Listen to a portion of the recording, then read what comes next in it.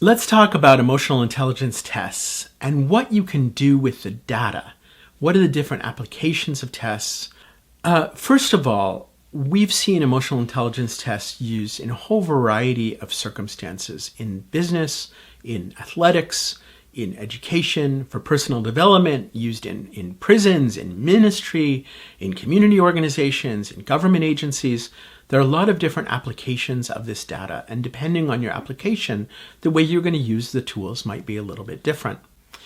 Emotional intelligence data can be aggregated into group data. It can be looked at an individual level. You can slice and dice this data into a variety of ways. Sometimes you're looking at it for a particular meaning, to say, let's look at how people are doing X, or you can go deeper into the data in a more complete view. Emotional intelligence test reports range from a simple on-screen presentation to a one-page summary that is often very interesting, to 20, 30-page reports that go into depth about the subcomponents of emotional intelligence and where somebody is. Ideally, an emotional intelligence report is going to help somebody make meaning and apply the meaning.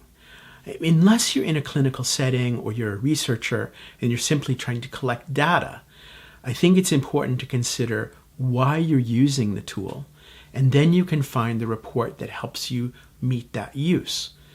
I'm particularly interested in helping people grow, so I'm looking at tools that provide not just information about where you are, but a map to move forward. How do I use this information, and how do I get better at emotional intelligence?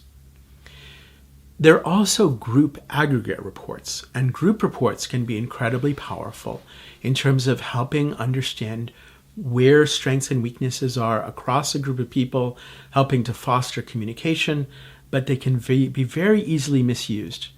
And also, it's important to consider that averaging a group of people does not tell you about the dynamics of the group.